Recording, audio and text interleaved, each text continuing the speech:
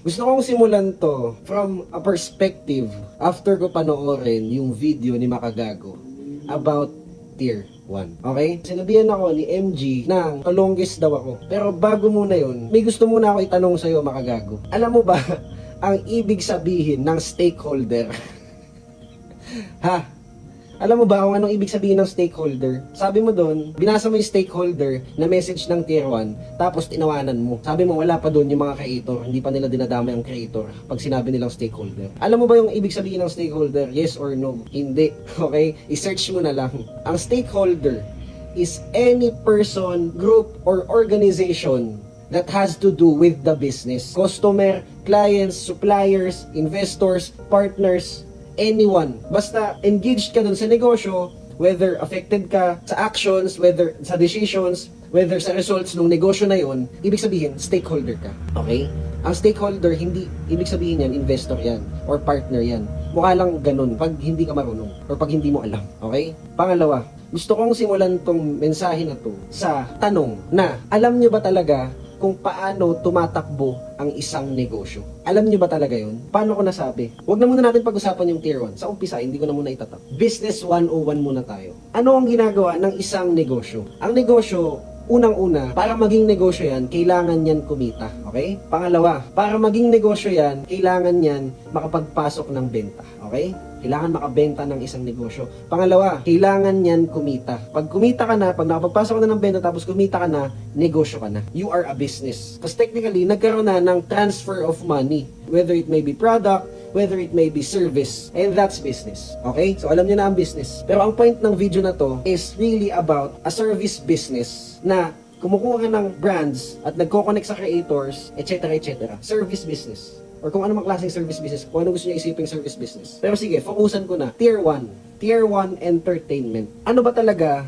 ang naging problema ng Tier 1? In business world, sa negosyong mundo. Tandaan nyo na ang Tier 1 Entertainment, nakakabenta yan through advertising. Advertising. Meaning, yung core people nila, a group of 50 people na lang ngayon, pero before 200 sila, a group of 50 people all working towards advertising and marketing. A group of them nagbebenta sa mga brands, nagpapasok ng deal flow. A part of them kumo-connect sa mga creators. At after kumonect sa mga creators, i-connect nila yung brand papuntang creator tapos magkaroon na ng cut. Ganun lang kasimple. Pero ang mahirap doon, syempre, mag-close ng deal. At yun yung ginawa nila. For so many years, for 9 years. Okay? Ngayon, ano ba ang concept ng negosyo? Ang concept kasi ng negosyo, susugal ka. Ang concept ng negosyo, magre-risk ka, maglalabas ka ng pera, kailangan mo ayusin yung branding mo, kailangan mo mag-marketing, kailangan mo gumastos, kailangan mo mga kapital, kailangan mo ng pang-OPEX, kailangan mo mag-operate, kailangan mo mag-employ, kailangan mo mag-hire. Yun ang ginagawa ng negosyo. Tama? Tapos, ang negosyo, the bigger the risk,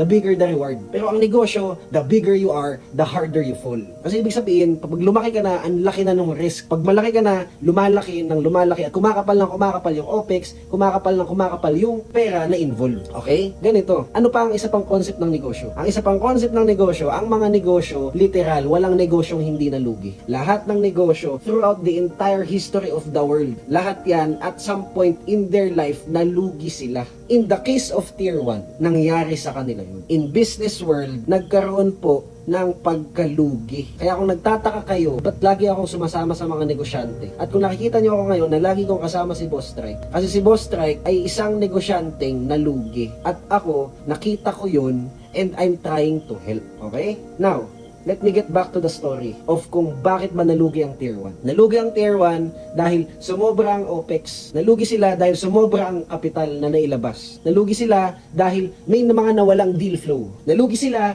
dahil negosyo sila. Okay? At ang negosyo nga, nalulugi. Ngayon, anong gagawin mo kapag nalugi ka? Ang gagawin mo kapag nalugi ka, magbabawas ka ng expenses. Iisipin mo ngayon na kapag konti lang yung pera pumapasok, saan ko lang ilalagay ito? Dito ba? Dito ba? Dito ba? Saan mas worth it? Saan yung pwede pang i-delay? Saan yung pwede pang hindi? Saan yung pwedeng i-delay? Saan yung kailangan bayaran na? Ang negosyo kapag nalugi, mag-a-adjust ka. Ang negosyo kapag nalugi, kailangan mo iangat ulit yung sales mo. Pero paano pag hindi mo na maangat? Kasi naubos na yung tao mo. Ang gagawin mo ngayon, itatry mo na lang kontrolin yung pumapasok. Maghihigpit ka, kakapit ka na lang sa kung ano yung meron kayo. Sa assets, sa lahat ng current deal flows nyo, i-hold mo na lang yun. Ang gagawin mo kapag nalugi ang negosyo? From thinking towards expansion, ang gagawin mo, magpapaliit ka. Yun po ang negosyo. Ang konsepto po ng negosyo, nalulugi. Walang negosyanteng hindi nalugi. Now, what's the point? The point is, if a business fails, kapag ang negosyo nagkaroon ng downfall, kapag ang negosyo nagkaroon ng struggle, kapag ang negosyo nagkaroon ng hindi magandang nangyari sa kanya, ang kailangan mong gawin, mag-compromise. And in the case of Tier 1, hindi lang naman sila yung negosyo na nagtanggal ng empleyado. Hindi lang naman Tier 1 yung negosyo na hindi nabayaran ng brands. Hindi lang naman Tier 1 yung nakaranas na biglang mag-stop yung kung anumang source of income. Nangyayari yan sa negosyo. Madami kang pwedeng sisihin. Pwede mo sisihin yung industriya, pwede mo sisihin yung ekonomiya, pwede mo sisihin yung algorithm ngayon in the case of their industry, the social media algorithm, sa kung anong current state ng creator economy ngayon, sa current state ng brand deals ngayon on the internet, ng advertising, ng marketing. Sobrang daming anggulong pwedeng sisihin kapag ang isang negosyo ay nalugi. Kapag ang isang negosyo ay bumagsak, hindi yan palaging kasalanan ng may-ari. Pero dapat may-ari accountable. Dapat may-ari ang solusyon. Dapat may-ari yung gumawa ng paraan, maibalik yan. Or may-ari yung dapat sisihin talaga. Pero, ang sinasabi ko kasi dito, in the case of Tier 1, ang nangyari kasi, parang ang sinisilang ng mga tao, especially the creators, is the person na kung sino yung nakikita nilang nagbabayad sa kanila, which is si Boss Tribe. And ako kasi, I'm coming from a point that as a businessman myself, I know na hindi lang talaga siya yung dapat sisihin. And because of many business aspects. Pero hindi yun yung importante. Ang point dito kasi nangyari na nalugi na, bumagsak na yung negosyo. Ano na lang, yung tingin ko na siguro dapat sana naiintindihan ng mga tao or stakeholders, meaning kahit sino pa, creators, investors, suppliers, lahat, kliyente. Ano na lang yung dapat sanang naiisip ng mga tao or even the audience that is affected, the fans that is affected, dahil yung mga idol nilang creators ay na-compromise. Ano na lang yung dapat isipin nila? Na for the previous work that they have done with Tier 1, mula nung umpisa na nag-sign sila, na pumirma sila ng kontrata sa Tier 1, at ang kausap nila at ang katrabaho nila ay negosyo. At hindi maliit itong negosyo na to. Ang negosyo na to, may foreign investors, may VC. Ang kausap nyo, may Australian, European, Singaporean na mga board members. Okay? Yun ang kausap nyo. Kung magiging honest ako, hindi ka dapat super affected at hindi ka dapat naninira ng tao directly or dun mo biniblame lahat sa taong yun. Why? For example, if a business fails, what do we have to do? Accept. That's the first thing to do. For any circumstances, mapabuhay man yan, love life, business, career, work, kapag may nangyaring masama, ang una mong gagawin, you accept. Tanggapin mo na may nangyaring masama, then move forward. Okay? Pangalawa, position yourself sa tamang posisyon. Kung CEO ka, ang una mong gawin, ayusin mo yung problema. Ibalik mo sa taas. Kung kliyente ka, ang una mong gagawin, intindihin mo or tulungan mo pa. Suportahan mo pa yung negosyo. Bigyan mo pa ng pera lalo kung talaga may tiwala ka sa business na yun. Or just don't say anything bad about it. Or just don't try to complicate. Kung audience ka naman, ang una mong gawin, sumuporta ka. Or empathy. Maawa ka. Bumagsak yung negosyo eh. Audience ka, di ba? Ibig sabihin, may binuhos ka na din na time, effort dyan. Kasi nanood ka na dyan. In the case of Tier 1, siguro naman ever napabilib na kayo niyan or napatawa ka na niyan ng mga creators niya.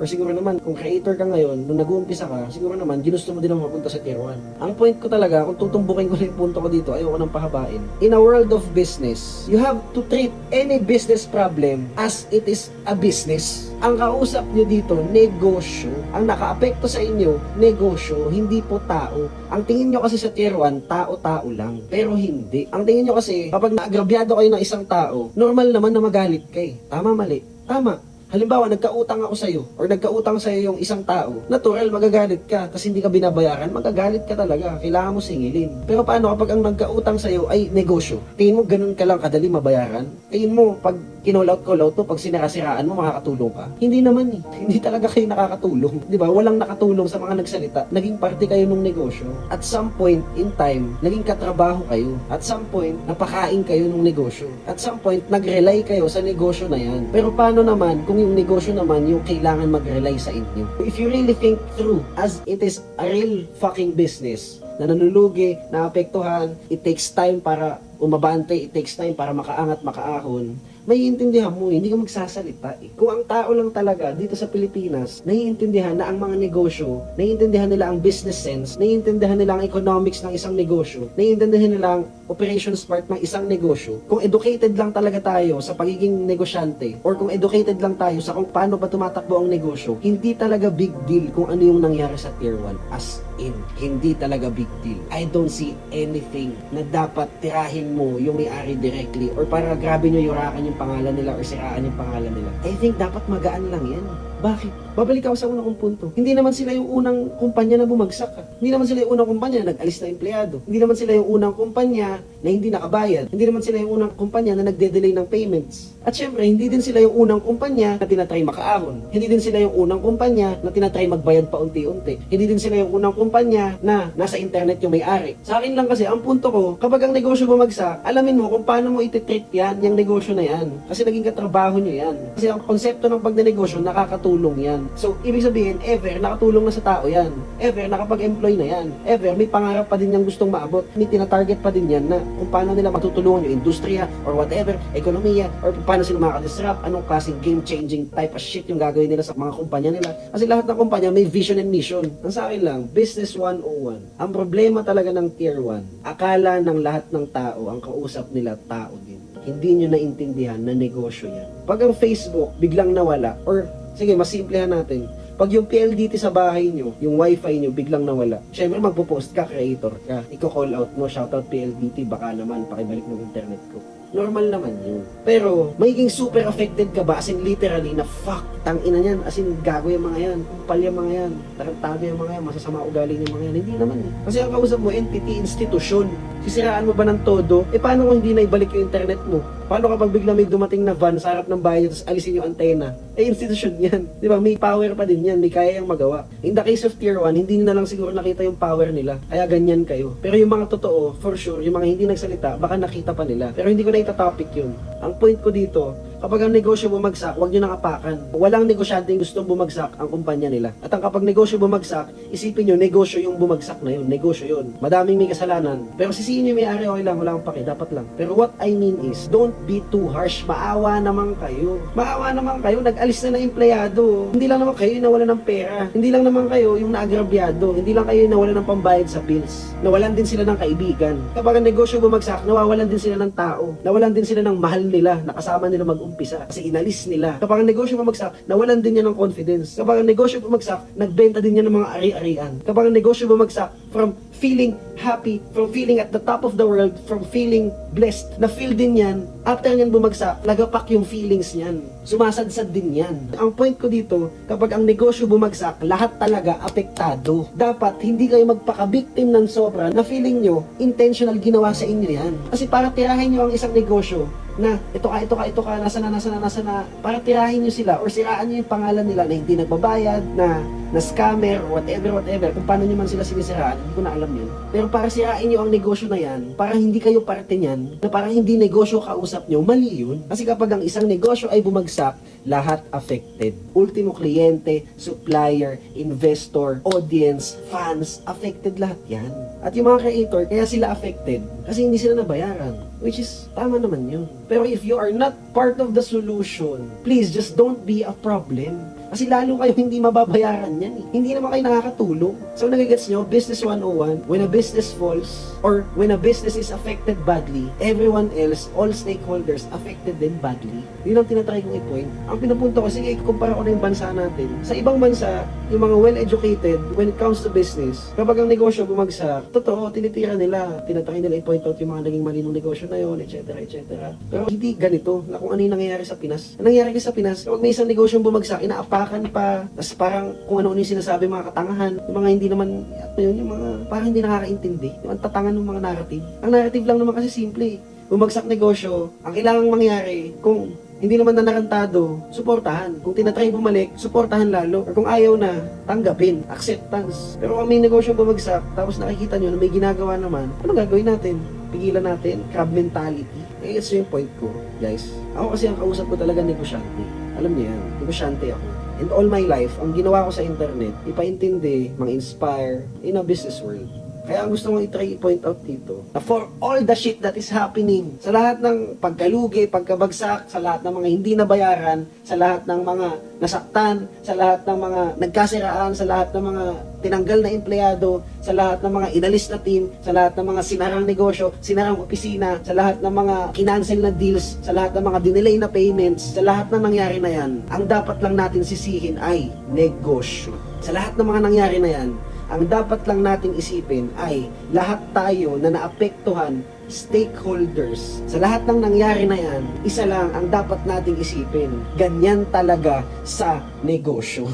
That is business. Welcome to business world. Kaya nga maganda na kung magpapautang ka sa tao may pangalan Huwag sa negosyo. Kasi yung negosyo talaga may lusot yan. Kasi nga negosyo yan. Di ba parang awa nyo naman, hindi lang naman kayo nahirapan Walang negosyong hindi gustong bumalik. Walang negosyong gusto yung nangyayaring masama sa negosyo nila. Lahat ng negosyante, lalo kung matino mag-isip, kung nakapagpalaki ng negosyo, ibig sabihin kaya ulit nilang palakihin ang negosyo nila. That's business. Kaya ako, kung mapapansin nyo, sinasabi naman ng lahat ng negosyante to, kung ibalik sila sa baba, kaya nilang ulitin. Hayaan niyang ulitin nila. Bahala na kung sasama pa kayo o hindi, mag-decide na lang kayo. Pero ang point ko, don't be part of the problem. Kasi baka lalo kayong hindi mabayaran, baka lalong hindi ma-employ ulit yung mga dapat i-employ, baka maapektuhan yung mga currently na sinasahuran. Hindi nyo nagigets na ang dami naapektuhan sa isang negosyo. It's not just the CEO that is affected when you say things. It's also the people behind it, the people working for him, the people behind his back.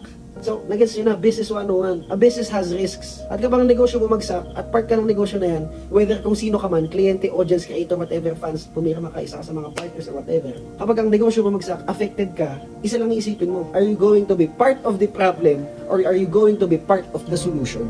Now, ang gusto ko lang iwan sa inyo, kung natapos mo tong video na to at nakinig ka sa akin, ang ginagawa ko ngayon, I'm talking about business. Kasi negosyante ako. Chatterbuzz, your one-stop showbiz ganap.